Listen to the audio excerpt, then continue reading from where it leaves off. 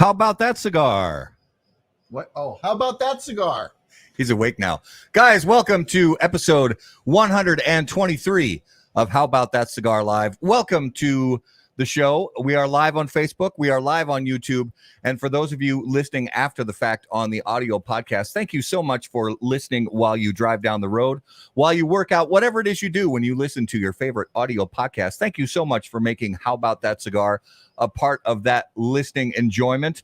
Episode 123, we are excited as always to be with you in the Drew Estate Cigar Studios. And let's remind you again about the beautiful new 25 count box for the Unico series Papas Fritas from Drew Estate. Since the launch of Papas Fritas in 2012, the Vitola quickly became one of the most beloved and popular offerings in the Liga Privada Unico series line. The small, handy size made this cigar an excellent choice for cigar lovers who only have a short time to enjoy a rich and savory Liga Privada. While the packaging will be changing to consumer-friendly 25-count boxes, the uniquely constructed cigars in each box will remain the same Papas Fritas the marketplace has come to love. For more info, please visit drewestate.com. So, Garrett, our normal kind of spiel at the beginning of the show. I mean, the notes I put on the show notes are Twins are blah. Yep. Preseason football is blah. That's pretty much all we have tonight, guys. We want our viewers to be sure to participate in the conversation tonight. We have a great guest returning to the show. You guys, as always, talk to us in the comments. Let us know what you're smoking. Let us know what you're drinking. And as we talk to our guest, if you have questions, please share those with us. Let's all converse together and have a good time. The weather is beautiful. The studio door is open because there's actually a little bit of there's a breeze. There's a breeze-ish. Yeah, breeze-ish. I mean, it was 90 degrees today, so it's not terrible, but it was gorgeous yesterday. Yeah. And speaking of, so Justin Lawler, yesterday I played Frisbee golf for the first time in 2 years. Oh, okay. And how about the Frisbee golf? Okay, so yep. How'd you do? So we played 18 and I was plus 15. Okay. I don't think that's terrible for not playing for 2 years. I will say my right pectoral muscles are very sore. Okay.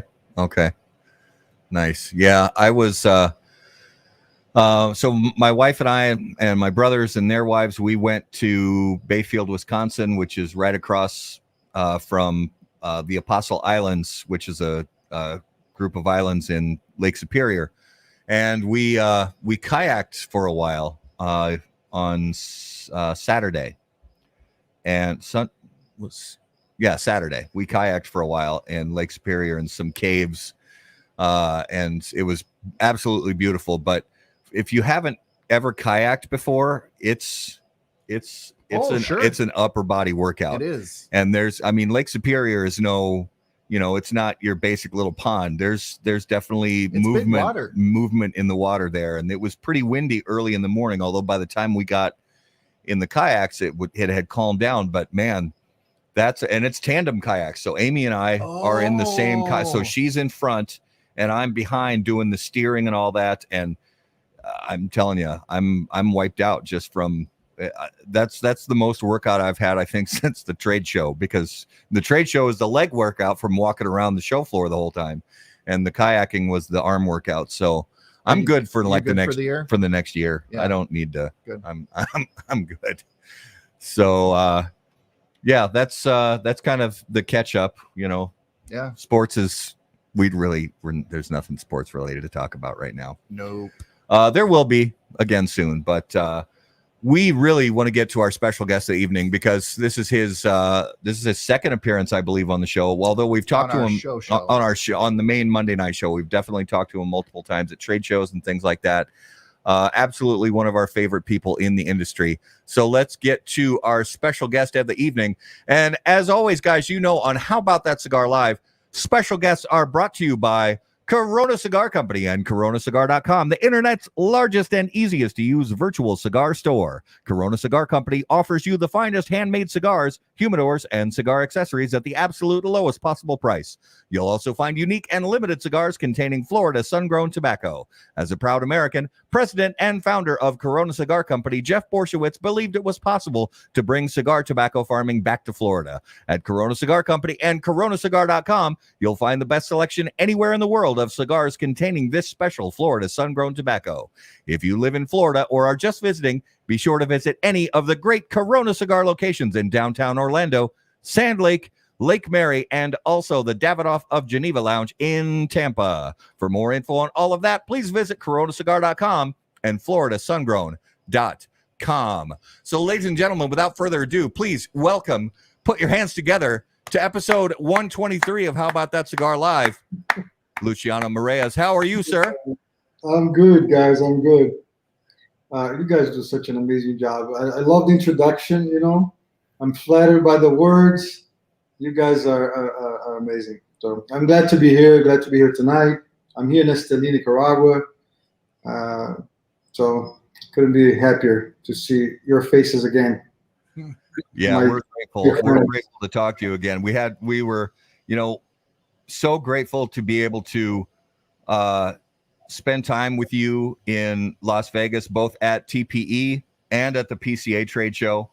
And we really felt like we had a great chance to just get to know you as a person, beyond the cigar business, as much as we love our cigars, to have a chance to just talk about family and life and things like that. Although we do that a little bit on the show, it was a great treat for us to be able to, and we have to give a shout out to Will Cooper and the guys from the Cigar Coop team, because we also got to spend a wonderful evening together at the media compound, as they call it, after the show one night, and sit with you and talk tobacco and music and life and family. It was really a great treat for us. Yeah, and then I was actually privileged to be able to listen to you singing a Brazilian song. That was awesome. Both of you. Yes, guys, he does sing. I do sing. And so does Luciano. And so does Luciano. Absolutely. Yeah, that was a lot of fun that night. And so we're so grateful to have you back on the show. And like you said, you're coming to us live from Esteli, Nicaragua right now. And I see you putting the torch to a fine cigar. What are you lighting up right now? I haven't named it yet. Oh, okay. Nice. I love it. Oh, you can tell us. This was blended today. So it's still a little wet. Yeah. But I like to kind of try the cigar in different stages, and so what a better occasion than at your show. Absolutely. Well, we're excited to see what that becomes someday. So our friend Andrew Tolsman is in the studio with us tonight too, and I have to give a shout out to Andrew. He was very kind to bring in an extremely special bottle that he picked up on a recent trip. So Andrew and I are enjoying some Blantons this evening. So shout out and thank you so much to our brother Andrew for I love that stuff, man. sharing this bottle. And I have some of my the first batch of beer that I ever brewed myself here in the glass as well. So it's an amber ale, sort of similar to a Newcastle brown ale, if you're familiar with that style of beer. So we're excited to talk cigars, tobacco, music, life, family, whatever comes up this evening. Yeah, while Matt gets hammered, I'll be drinking coffee and I'll keep it under control, I promise. So, Luciano, just to give our viewers a recap, and we know that everybody watching the show right now, of course, has watched all of How About That Cigar's trade show coverage. But in case you missed it, we forgive you. You can go back and watch those videos on our YouTube channel. For Ace Prime and Crown Heads, there was a absolute massive buzz surrounding you guys at the trade show this year. It was more buzz, I think, around your family of brands than anybody I can recall at the trade show. And, and Garrett and I right now are smoking the Fiat Lux, which was one of the new releases at the trade show this year. And this was, Garrett and I have both talked about this on the show, that this was one of, if not our favorite cigar that we actually sampled at the trade show. And besides this, there was also the Sergeant and a few other things. So, what was the overall feeling that you guys had after the trade show was over and you had a chance to breathe and relax for a few minutes? And then as you got back together as a team and talked about how things went, what were some of the, what was some of the feedback that you guys were giving each other internally about, kind of the buzz and the excitement that was going on around your products at the show? I think the word is gratitude, because I was actually thinking the other day how important it is for us to value our relationships, and when we find good people, just build alliances with, the friendships and the real kind of trust and bond are so unfortunately rare today, because there is this belief in humanity. People don't trust each other anymore. So when we find, like in my case, when we found the guys at Crown Heads, John, Mike, Miguel, all the sales team, Wes and Ed and Brian, I have to say everybody's names, and Miguel Chaveta and David Payne. So all these guys, man, they're good people. Like, we're blessed. We don't have one asshole, in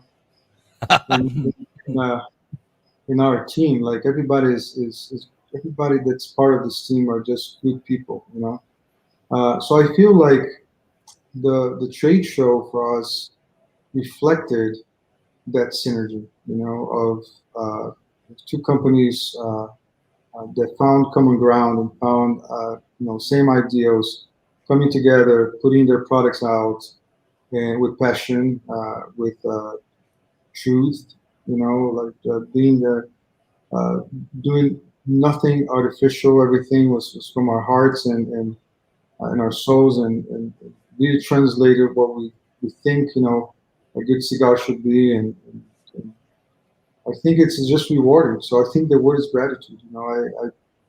Those guys were busy all the time. We wrote great business, and more than that, we built up a lot of good relationships. I won't forget the night we had together at the beer compound, with Coop and Ben and you guys. It was amazing. Just for me, it was kind of a way to recharge my batteries, because I do get tired. You guys know a little bit of my health issues and stuff. So for me, was just everything was good. It's funny because usually on the trade shows, my wife gets really tired, but then she came, every day, and she said, "Oh, today was a great day. I saw you working, and saw the guys working. You guys from a great team. There's something good about this. Some good vibes coming out of this trade show." Like, I believe that God is good. Yeah, absolutely. And I just want to mention, going back to that night at the media compound, was, the amount of information. I know it didn't all stay there, and I wish most of it would have, but I smoked a cigar differently than I'd ever smoked one before. You gave us a cigar, and then you said, "Now here, try this," and have it contrast, and then go back to the other one. And smoking a cigar in that way was nothing that I've ever done before. I've put cigars down and then smoked something else because I didn't like it, but I've never really tried to contrast, compare, go from one cigar to another and see what that did to my palate. That was mind-blowing, and I've done it a handful of times now since, just to see what that does. And even before the show, we showed you what we were going to be smoking, and immediately your brain went to, I wonder what that does after this cigar. Like, I just love the way your brain works. I love learning some of this. Is that just kind of part of how you enjoy cigars normally, or where did that come from? My daughter finds that extremely boring. they complain all the time, I had to just talk about cigars, we just talk about flavors, just talk about music, just like I don't know, man. I think it's been part of me, and again, it comes with a lot of it comes with a lot of pain, It's a way for me to cope with some struggles, that I have in terms of my health, like the whole like synesthesia thing and the headaches and stuff. So it helps me somehow. Became almost like a oasis for me, and then being able to do this, being able to talk about it, being able, just like being here at the show with you guys, it's relaxing. It's not like oh man, I have to do the show, I have to say this, or I have to kind of, there's a minute, I got to try to sell something, sell a cigar, or talk about my cigar. I just don't feel that way. I think it's part of who I am, So it's kind of easy. I mean, anybody who has a minute to sit down and talk with you will tell you that the passion that you have, not only for tobacco, for premium cigars, and for the industry, is just, I mean, it is so present with you, and I have absolutely enjoyed that. I've enjoyed our friendship and our continued friendship, and it means the world. So you are, you are a gem in this industry, truly. Yeah, absolutely. And Garrett's totally right that it really is an eye-opening exercise. Yeah. To sort of taste cigars that way. And it really does, because sometimes I think when we just sit down and smoke a cigar, even when we review a cigar and we sit down and we try to be as focused as we can on everything that we smell, everything that we taste, the look, the feel, the texture, all of those things. But it really does change things up when we did what we did that night, where you sit down with a cigar and you smoke through an inch or so of that cigar, and then you set it down, and then you light up something really very different from a blend perspective, and then you smoke that for a little while, and then you go back to the first cigar.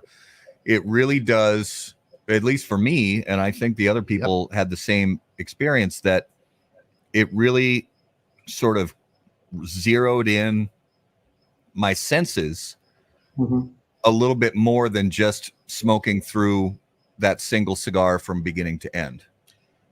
It's almost like food. Like when I get a plate of many different things, I go from one item to another.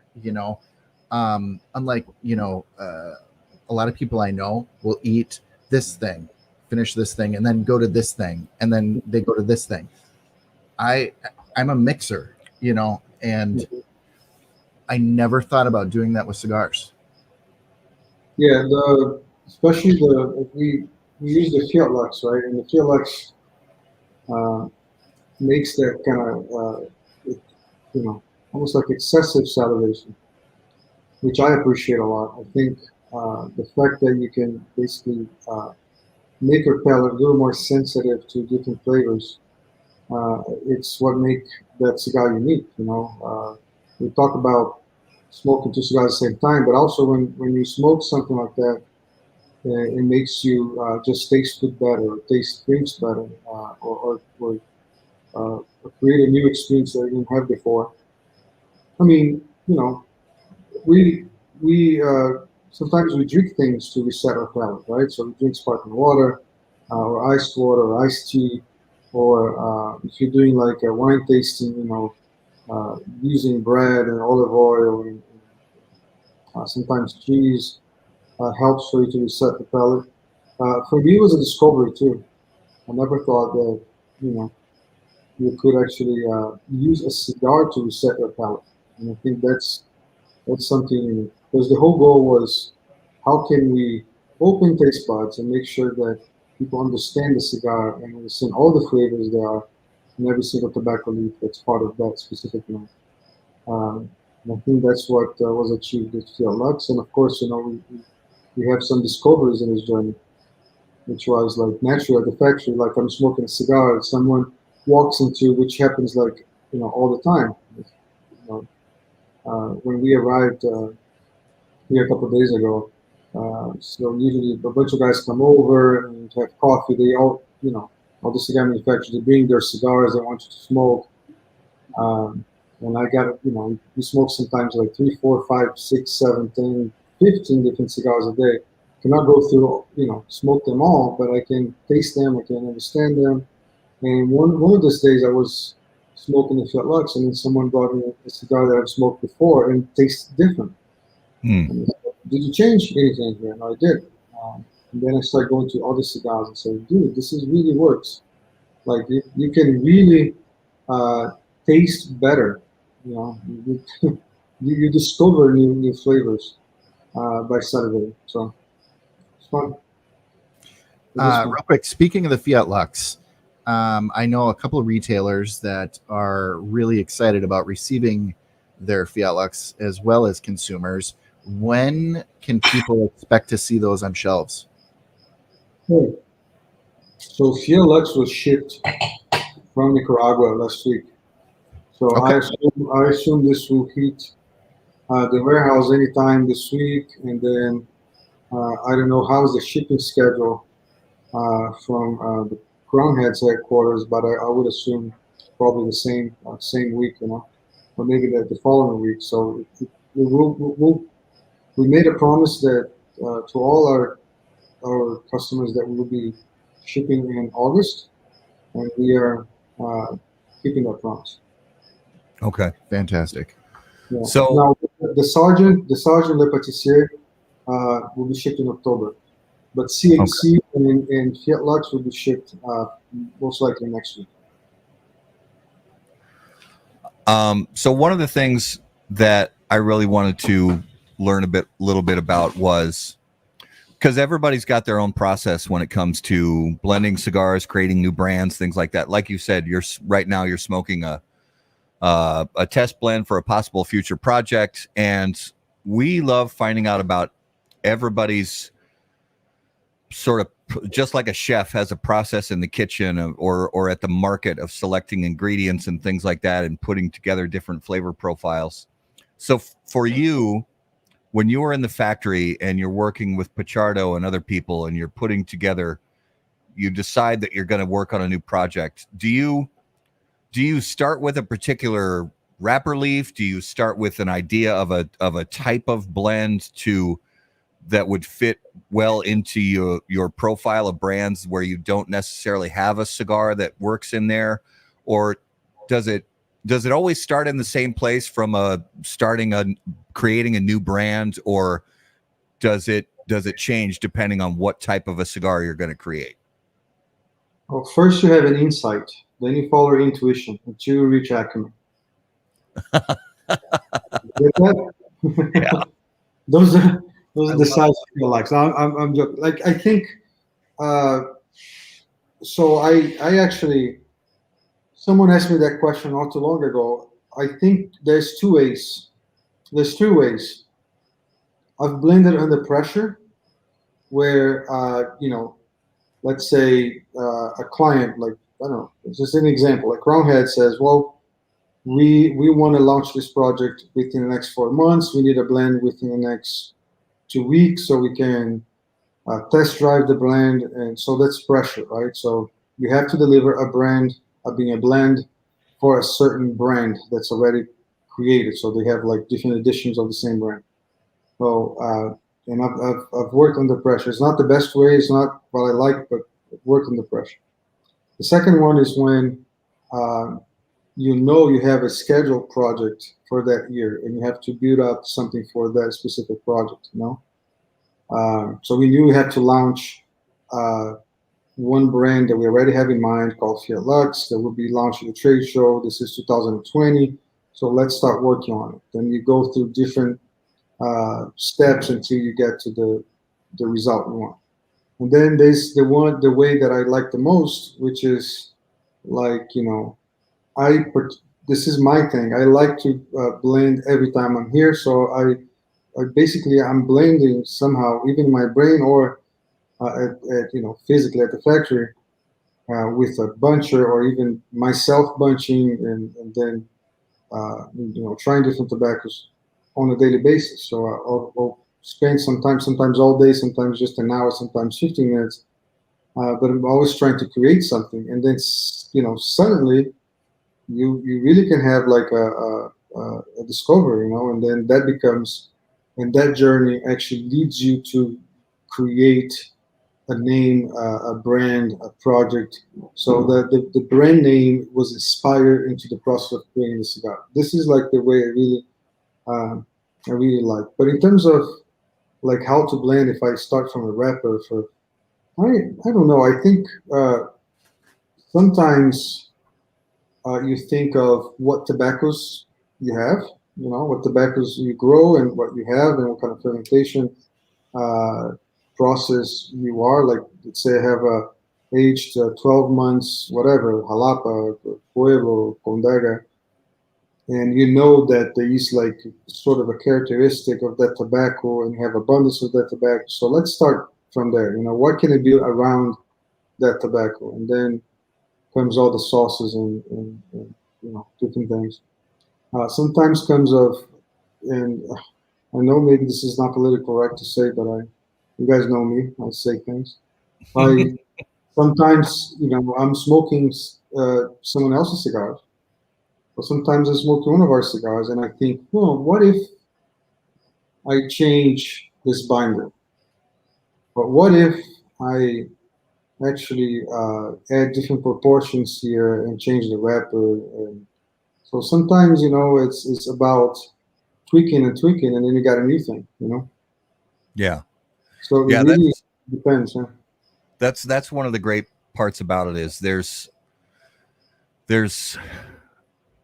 so many different directions you can take into a project, and that's why we love hearing your style and other people's styles, because there are so many different people who can arrive at a really great conclusion at the end of working on a project, but do it through sometimes some different directions or some different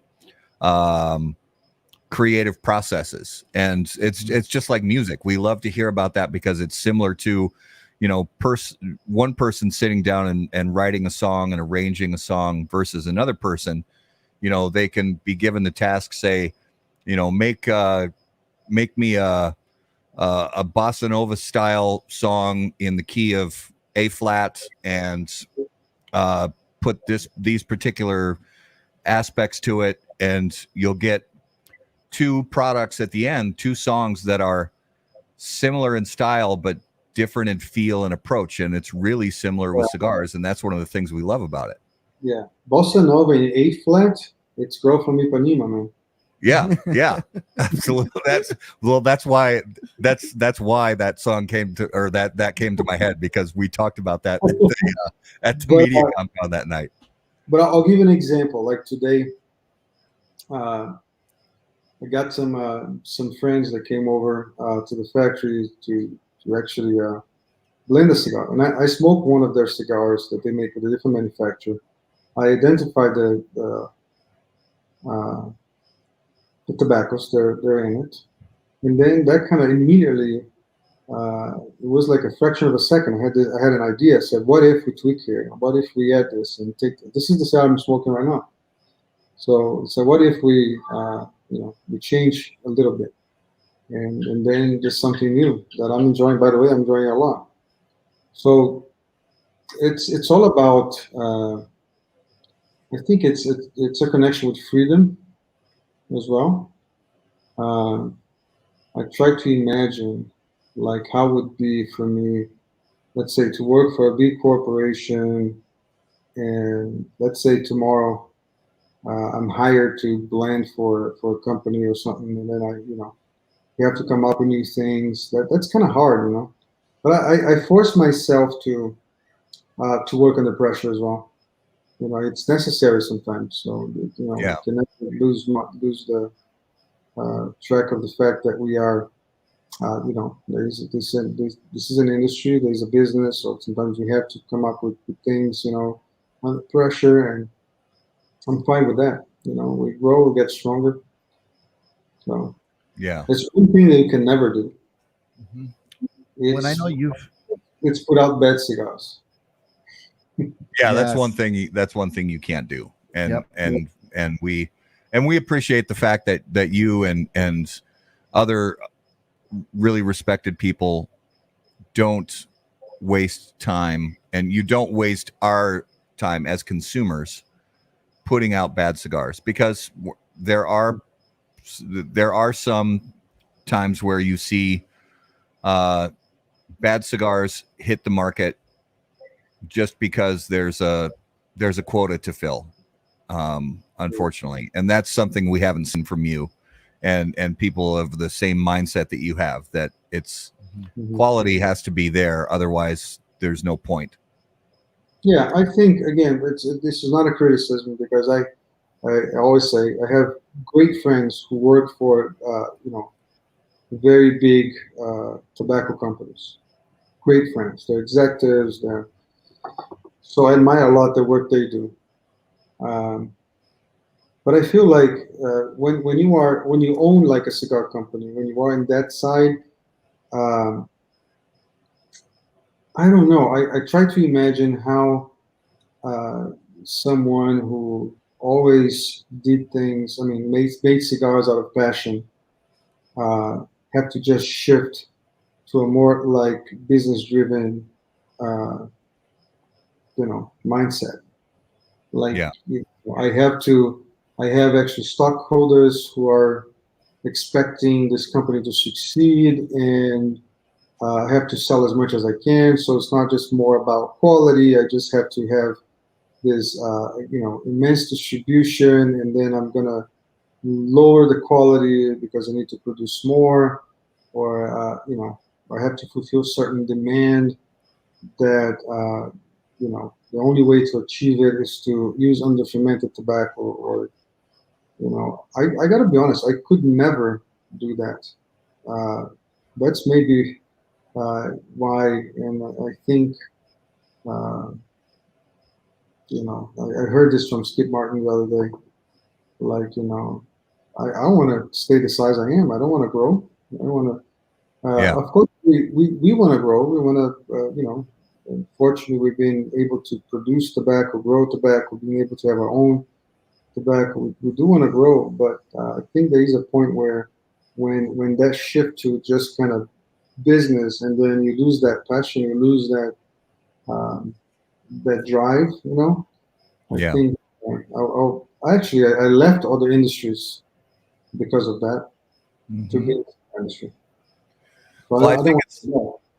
I think it's a self-fulfilling prophecy either way you go, because if you really focus on the product and the quality, and regardless of speed and output and things like that, then the end product becomes something that you imagined it to be, and that the end product ends up being the product that you desired in the first place, and that fuels desire and passion for more projects like that. Whereas if you allow yourself to cut corners and sidestep quality, and just worry about quantity over quality, then the the financial return may be a bit greater, Mhm. which then perpetuates itself into saying, well, let's just keep doing that because we made a lot of money on that project. It may not have been the best project, but we made an absolute ton of money off of it, so let's continue to do that. So either way you go, I feel like it's going to perpetuate itself. So, and we of course appreciate your viewpoint on it, is to focus on quality and fulfilling a vision for a product, regardless of timeline or without sacrificing quality. And I want to ask, in your circle, how many pallets do you trust? How many what? How many pallets? How many people around you have a pallet that you trust? That's a great question. I mean, it depends what you define as trusting. Like, if it's like validation, like, I give my cigar to someone and he says like, "Oh, this is a good cigar. This is a bad cigar," or I find notes here and he describes it. I have a lot of people that I trust. I was lucky to have good mentors.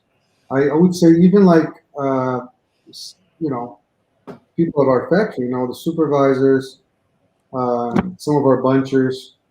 I go to them all the time and they say, "What do you think?" Those guys, they smoke every day, and they have very good palate, as well as other cigar manufacturers. How many times I would actually leave our factory with something that I believe is good, and I just walk, just like they come to us too. I go to all these guys, and say, "What do you think?" I just spent the weekend with a very good friend of mine who's a cigar manufacturer, and I brought all our stuff, new stuff, for him to try. So you wouldn't trust Skip Martin, though, would you? Well, yes, of course I trust him. I think he's one of the greatest blenders. I mean, he has his signature, in so many things. He does like spicy shit. Oh, that's true. That's true. But I love Garrett's question, and I love the way you talked about it right away, Luciano, because you also don't just want to surround yourself with yes men. You don't want to give out cigars to 5 or 6 people and say, "Try the cigar and let me know what you think," and have everybody come back to you and say, "Oh my gosh, it's great." When you want them to be honest with you. And because that's how we that's how we grow, that's how we improve, is to get honest feedback, because you may taste one of your test blends, and let's say you have a dozen cigars made up of a test blend, and you try it and you like it, but there's something just not quite right on the money about it. And if you give it out to 6 or 7 people and they smoke that cigar and they come back to you and they all say, "It's great, I wouldn't change a thing," but then there's 1 or 2 people that say it's good, but there's something, I would tweak this little element, or I would change a half leaf here or a half leaf there. That's, I think, important to a lot of people, is having people who will not only give you positive feedback but give you honest feedback, so that if that can help you understand if you're on the right track. Yep. And also, I was thinking here, I like Pichardo. How many times he comes to me and say, "Man, this is terrible. Like, out of your mind." I said, "What are you saying, man? Like, no, this is not gonna work." But sometimes, and I think I told you guys this, like in the process of Fiat Lux, I remember that the final blend came out 10 minutes before my car was departing to the airport. And then I remember I had this insight of just kind of removing one of the tobaccos out of the blend. And then I came back, and then the driver saying, "Hey, we're gonna get late. There's a lot of traffic." And then I walk into the factory and say, "Hey, Roberto, do this. But we got to do it in 10 minutes. I'm leaving, and I need to take at least 2 cigars with me."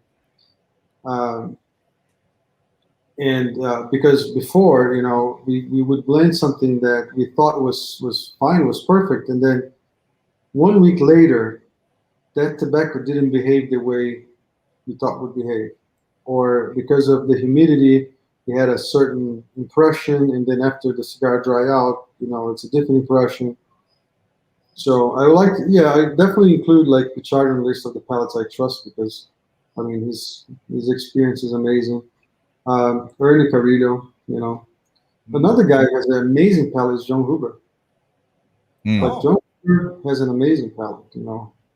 I'm always impressed with when I send plans to him, he describes. It's awesome. As you can see, someone is calling me right now. Right? So it's my daughter who's outside. So talk about something. I'm gonna have to open the door. I'll be right back. No worries. No problem. Go right ahead.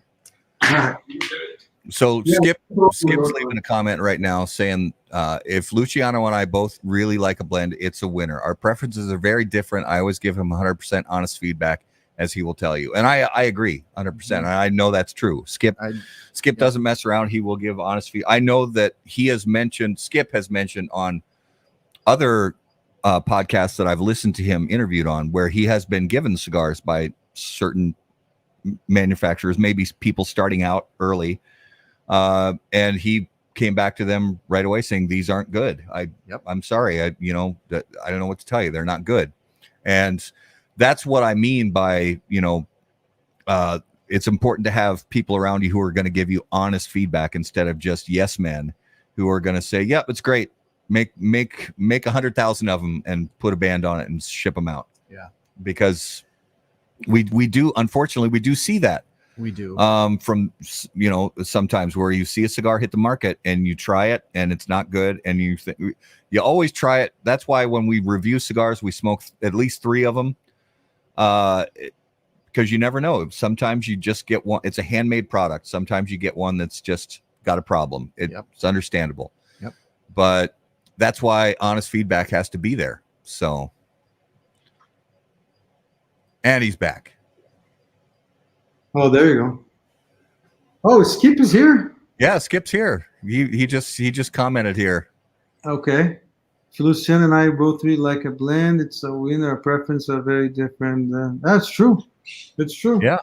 He always gives me his honest feedback, and I give to him as well. Yeah, and that's also one of the great things is you have cigar makers with very different styles.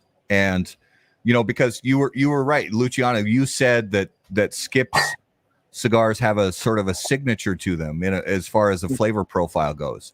And that is true. And although there are variations, that's true from Roma Craft cigars. It's true from Ace Prime cigars. It's true from Fuente cigars. I mean, Dunbarton, you can go all the way down the list. And it's great to see the way the cigar market is today. And we've talked about this before too. The way the cigar market is today, there are so many products that consumers have to choose from that not only will sort of, I don't know, I hate to use this term, but certain products will speak to people, whether they smoke a number of cigar blends from one manufacturer and say these blends taste and smell the way that I want my cigars to taste and smell. But it can also be part of the branding concept behind the cigars. The look of the look of the packaging, the vibe of the company, the way that they present themselves publicly. I dig the way they do business. I dig the way they interact with people. Yep. It can all play into it. Yeah. And that's why there's so many. The consumers really have it good right now when it comes to premium cigars. Yes, people can always find cigars that aren't as good, but if people actually spend more than a few minutes in a local brick and mortar cigar shop, they are bound to find some really high quality cigars today. Absolutely. Guys, let me just introduce you to someone. I don't know if you know him. This is Peter Ross. He's from ATL Cigars. Spending some time with us here. How's it going, guys? Good to be with you. Yeah, how are you? It's nice to have you on the show. Yeah, we're doing great. We're a brand new brand. We've only been out 7 months. We're tiny in about 50 stores in the Atlanta market. But getting to work with guys like Luciano is a dream come true. So we're having a lot of fun, and he's as great a host as he is a blender. So yeah, it's pretty great. Fantastic. Compliment though. I'll go with the guys in. No, that's great. Well, and you're in good hands with Luciano, and man, how fun is that? To be sought out, and because I'm sure. So let's talk about this. You get a guy that comes and approaches you about making a cigar. What kind of stuff do they need to have in order for you to say, okay, I think these guys, have something, and we'll do a cigar. Yeah, above and beyond somebody just showing up with a check. What do you want to see and hear from them to get involved with their project? So I'll tell you a funny story because Skip Martin is watching too. So I get this call from a guy from actually Pete, and he says, "Hey, we're thinking about doing another line. They make cigars. They make the cigar with Arganosa and a couple other manufacturers." And he said, "I would like to make cigars with you guys." And I talked to Skip. Skip told me he was going to introduce me, and I told them, like, man, we are not getting any new client. So yeah. Because of the as you guys know, the situation is much different than 5 years ago. So we actually passing clients to other manufacturers, and but then the coincidence is that, like, Skip mentioned something about it, like, a couple of days before, but he was actually talking about a different guy who was not actually this guy from ATL. So, and then I thought that Skip was recommending them, and anyways, we ended up meeting, and I just love these guys and what they're doing in Atlanta, and we just connected, and again, this industry is it's about real relationships. I believe that real relationship makes the difference. So we basically decided to squeeze in and say, let's do this. And I'm very happy that we made the decision. So it was a divine coincidence. Yeah. So I want to ask you a little bit about different varieties of tobacco. Let's say growing regions of tobacco, and obviously there's so many factors that go into it. From the growing region to the seed varietal to the priming and a dozen others I'm probably not mentioning right now. But how many times have you picked out a certain type of leaf and tried to work it into a blend, whether it was a filler leaf, a binder, a wrapper, whatever it is? How many times have you picked out a certain variety of tobacco in thoughts that you were going to work it into a blend, and it just never has worked properly for what you wanted to achieve, and so that's a leaf that you just have never put into a final product, or have you pretty much conquered them all? Yeah, conquered them all. I think well, if a tobacco is being grown here, it has already been tested. So it's very rare to find a situation where you get a tobacco that doesn't work with anything, unless if you're really trying to experiment something. And we did that in the past. Like, we tried different seeds here, and the stuff that didn't work at all. But I had a situation actually kind of recent where I bought some wrappers that were grown in Jalapa from what was basically a Connecticut broadleaf grown in Jalapa. And guys, I'm sorry, I'm gonna interrupt just to say hi to some. Go ahead. Hold on a second. Hey, man. So hi. So No, it's all right. I've never conquered any leaves. You've never conquered any leaves? I haven't. No, that's all right. Sorry, He's back. I'm back. So yeah, so we have a situation where we have this rapper from Jalapa. It was kind of weird, but a guy brought to us, so I ended up kind of buying it before trying it, and I thought that we're never going to be able to use that tobacco anymore. But then, a few months later, we were making a little more than we were to use tobacco. But I never had a situation where, like, I got a tobacco that I say, oh, this is impossible to use. Because we, usually if you're going to outsource something, we know it's tobacco has already been proven.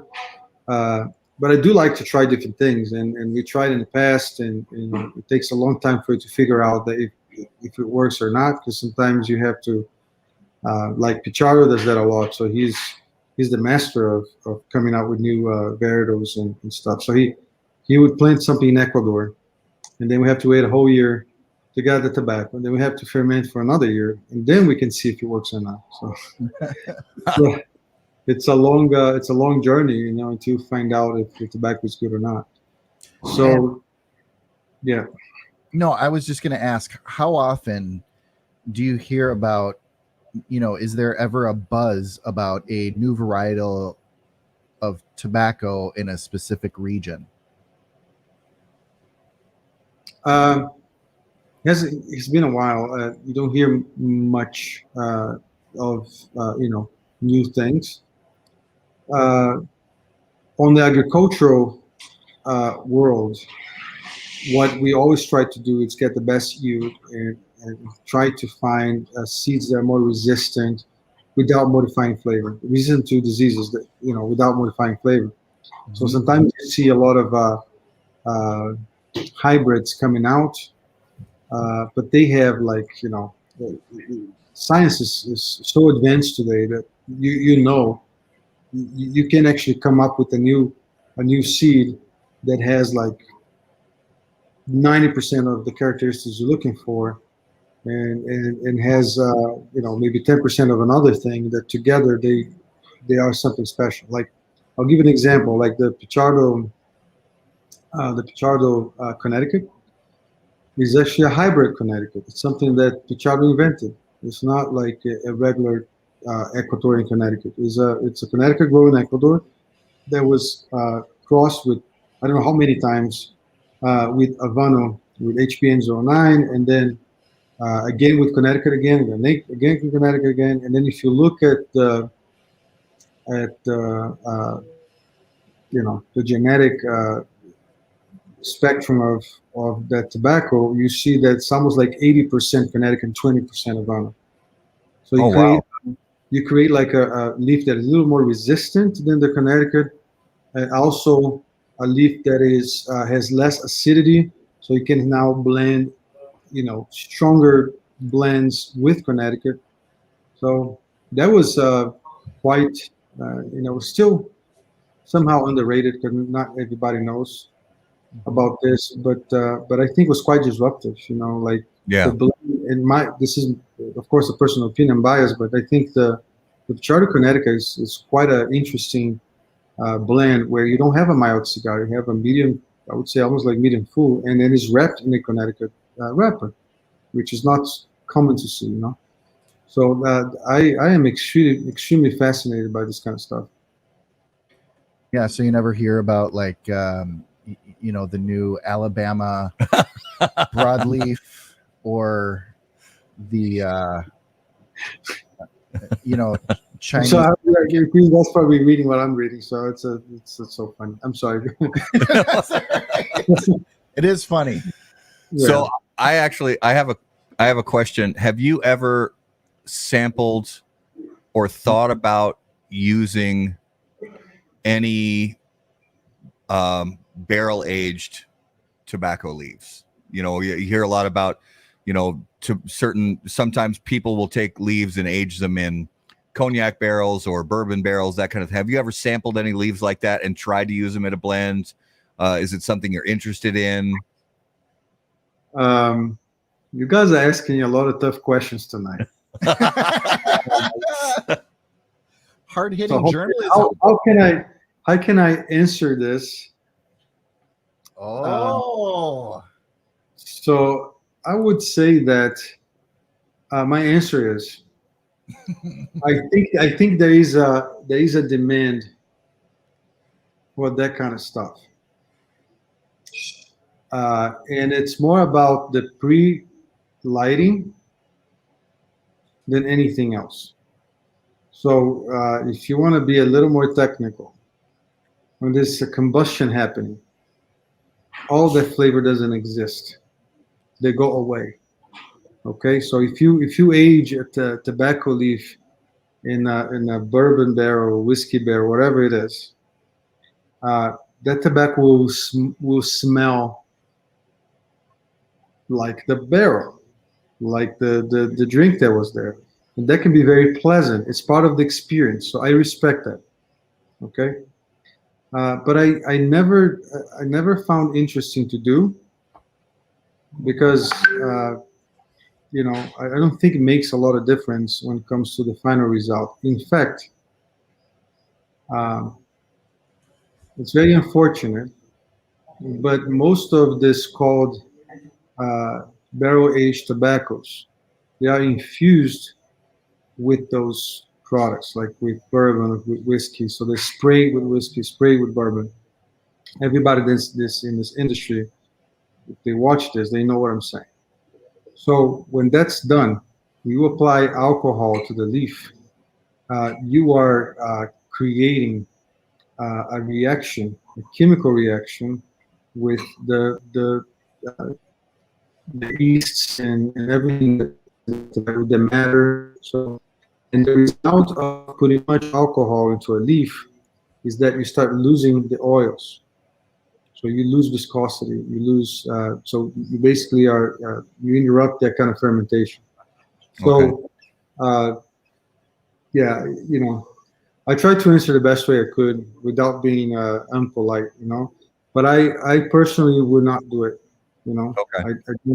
I don't like the idea, but I respect the idea because, again, we make cigars for people, Yeah. right? And some people like that experience of opening a box and smelling like a rum or a bourbon or something that they like. So, that's my answer.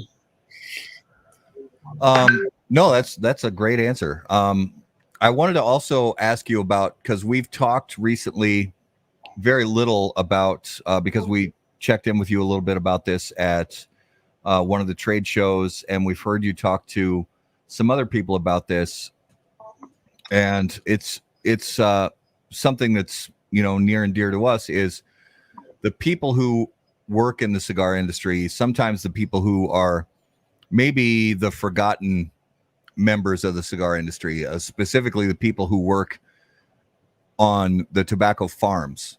And you've talked a lot recently about something that's near and dear to your heart, which is trying to be a catalyst to help improve the lives of people who work on tobacco farms.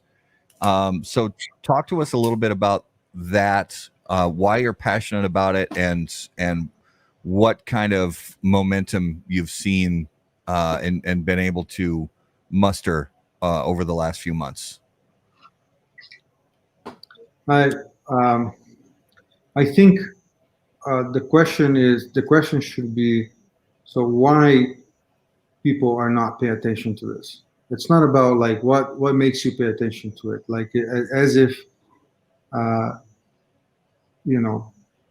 this is an exception. I think the exception should be the rule, right? I think everybody should pay attention to.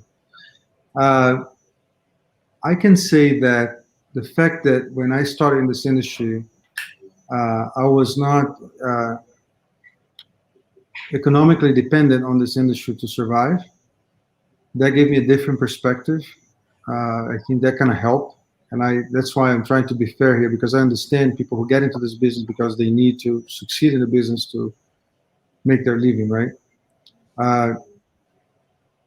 For me, when we started in Nicaragua, we were like two tables in a garage, and it was all about the people. It was all about, trying to improve the lives of the people and create jobs. And then later we realized that by becoming a for-profit business, we could generate more jobs and really create a more sustainable way of supporting, helping communities and doing something that we love, So I think it was extremely organic.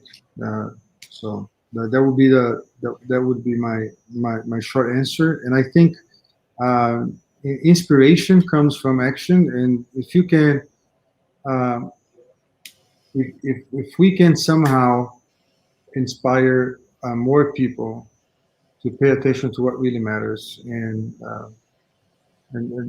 it's a blessing. And I think that has been happening here. I like to say there are lots of good guys here. It's not like it's just us doing what we're supposed to do. There's a lot of people who does great things here. I know a lot of even like big manufacturers who really take care of their people, who are really concerned about their employees. And unfortunately, we do have bad guys too. And just try to focus on the good guys, and if we can inspire the other people to do the right thing, that's the whole intention, the whole idea. Yeah. And it's important to, like you mentioned, and Carlito Fuente, when he was on the show, and he said this is kind of his motto, is that it's not about the cigars, it's about the people. And there's so many people who feel that way. You feel that way. And and gradually, if each of us can bring a little more attention to the people who really are at the heart of this, the people who work in the fields and the people who work in the factories, and just finding the moments that we can share their stories. Even Robert Holt with Southern Draw Cigars in the 300 Hands Project, just talking about all the different hands that touch the product and create the product, and putting cards with their names and their stories. These people, if we can continue to give momentum to helping our consumers learn more about everybody that goes into these products, not just the people who blend, not just the people who sell, but the people who actually cultivate the farms, and the people who sort the leaves, and everywhere in between, all the way through the process. I think it's important, and I appreciate the part that you play in it, along with so many other people, to tell those stories. I think it's important. Yeah, no, I appreciate it. You mentioned like Carlito. I think he does a great job. Like he's a good example of a guy who cares about people. I've seen what he has done with his foundation and the schools that he's been creating with the Newmans down there in Dominican.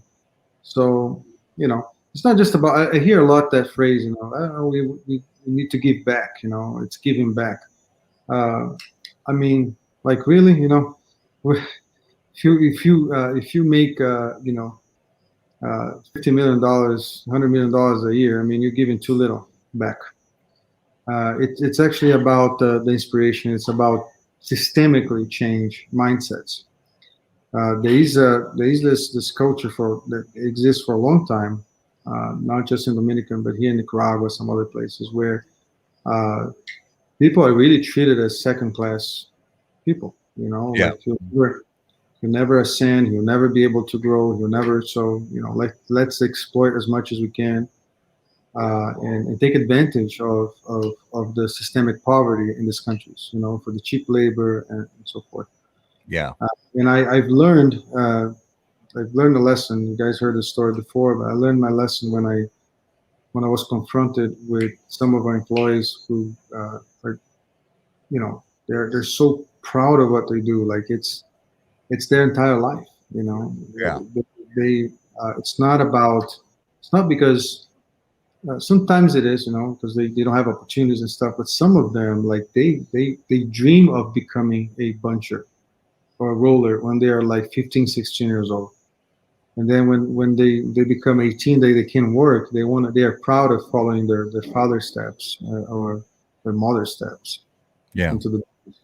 So I think that mindset needs to change. You know, that this idea that you know the cigar industry exists in this country is because of cheap labor, because you know they want to just explore the situation of these countries. I think um, the more people are aware of the reality, the better. And sometimes it's hard because you know you have to hear some very unpleasant truths, you know, Yeah. about this reality. When you're confronted with the poverty, I remember, you know, for the first time going to some of our employees' houses, and there was absolutely nothing. You know, there's no floor. They would live in dirt. They didn't have beds. Some of them they would live in basically shacks. Um, it's rewarding to see them, you know, changing that the course of their lives and improving the way they live and being able to offer, you know, more comfort to their family. Um, but you know, you got to have some stomach, man. You know, things that we have to see here are heartbreaking. Yeah. And some people don't have that. Some people just choose to stay in Miami. Yeah. Well, we appreciate what you do for it, and we'll continue to learn as much as we can from you about that. We know that you are a little bit short on your timeline, so we would like to move into this week's Numero de los Muertos. There it is.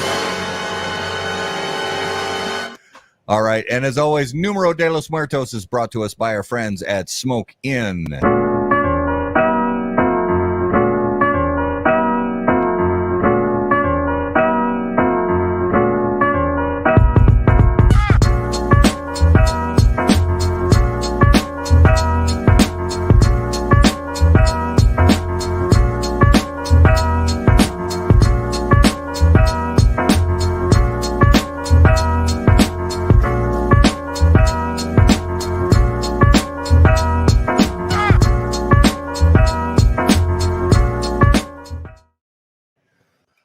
All right, Numero de los Muertos, episode 123. Garrett, what do you have for us this week? Well, I'm first wondering if Dr. Dre does the beats for Abe.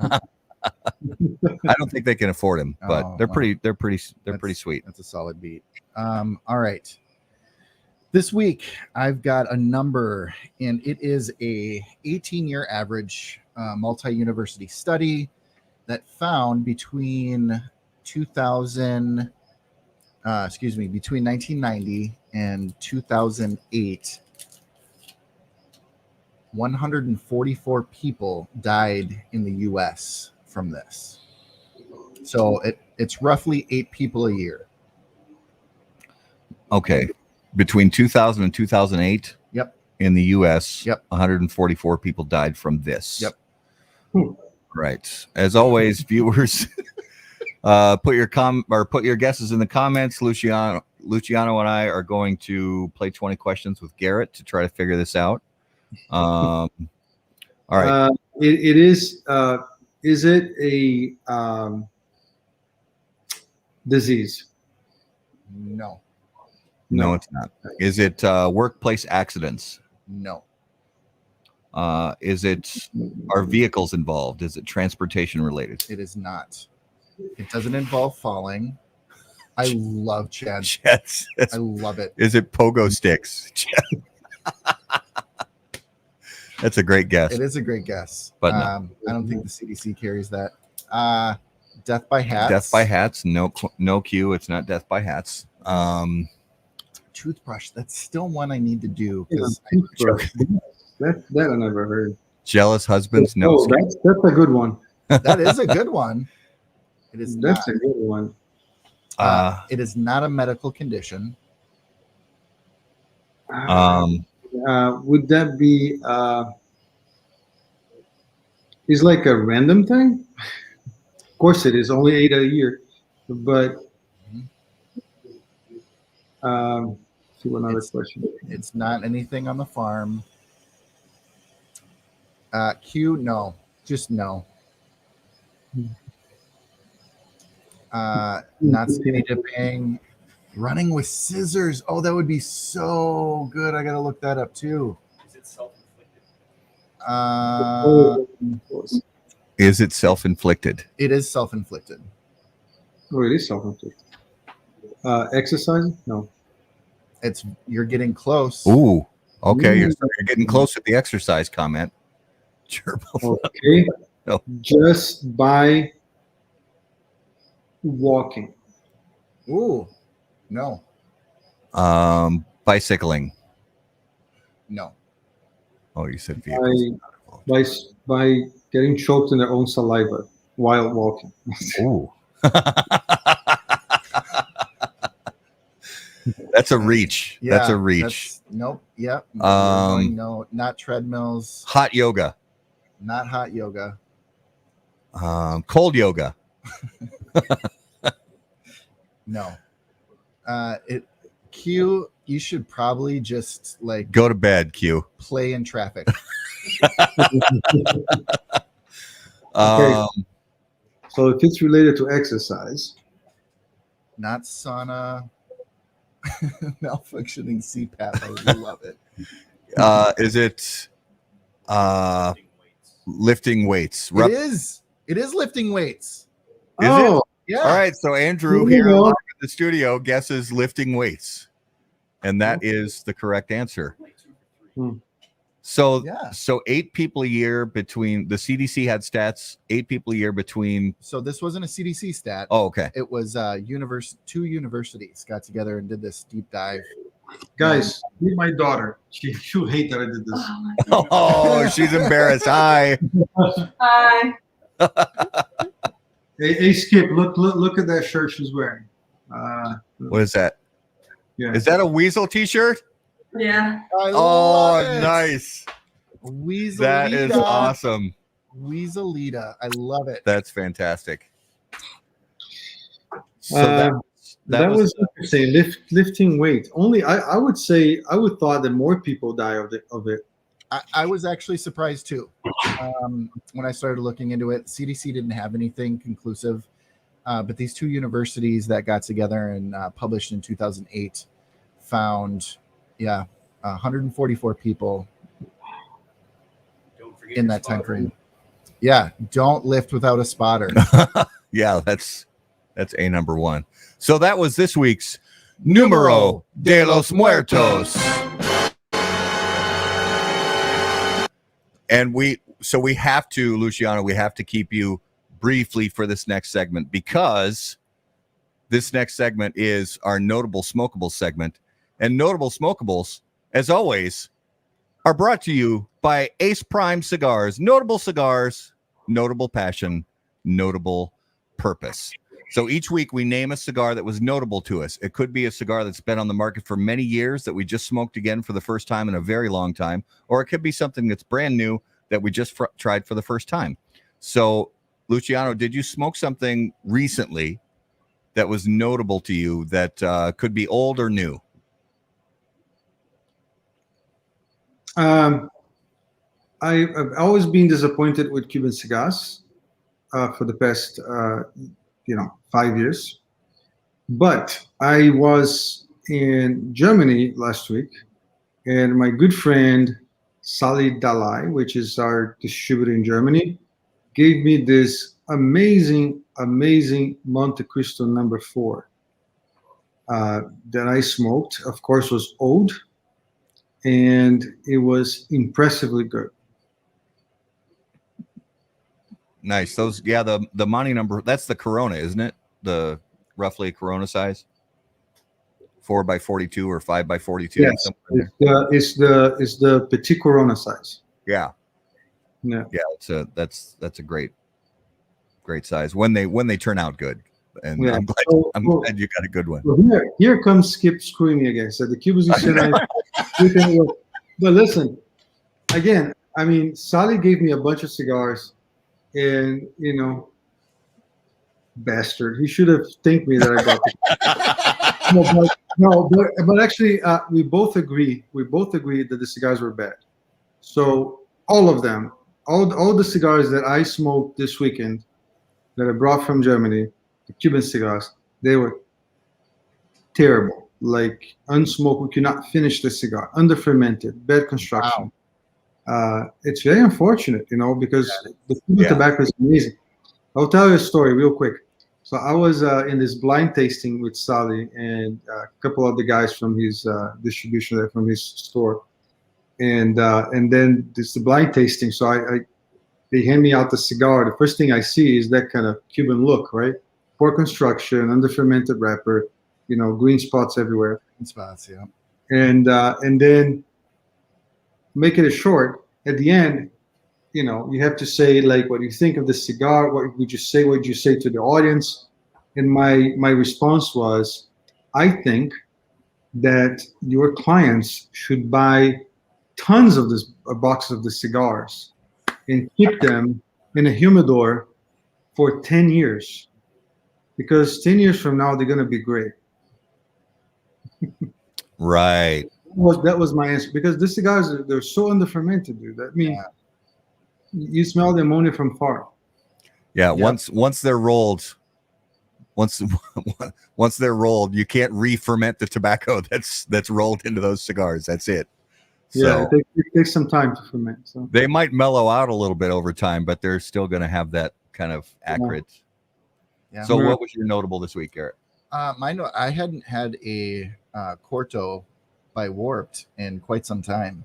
Okay. And the other day I had one, and it was fantastic. Oh, nice. Yeah, I haven't had I don't think I've had a Warped cigar in a long time, actually. Yeah, it was a long time since. My notable smokable this week, it was my first cigar of the morning today, and it was the Liga Privada H99, which I just gave one to Andrew here, and he just took off the band. So yeah, the Liga Privada H99, very nice cigar. Just smoked it this morning. And that was this week's notable smokables, brought to us by Ace Prime, improving lives through fine cigars. Visit aceprime.com to learn more. So just to real quick give our viewers and listeners an idea of some cool stuff we have coming up. On August 30th, we have Bobby Newman from JC Newman Cigar Company. And coming up on September 13th, we have Nick Perdomo from Perdomo Cigars. So stay tuned for that. Luciano, thank you so much for being our guest on episode 123. We thank you so much for being back on the show again, and we look forward to seeing you again someday very soon. It's always a pleasure. Conversations. Yeah, and we're going to let you get to your guests. We thank you so much for being with us. Enjoy your evening. And for all our viewers and listeners, as always, guys, we are grateful to you for watching How About That Cigar. Thank you for listening to How About That Cigar. If you have questions for us, email us on the website, howaboutthatcigar.com. Follow us on all social media at HBT Cigar. And until we see you guys next time, burn cigars, not bridges. See you guys. Thanks, everybody. Yeah.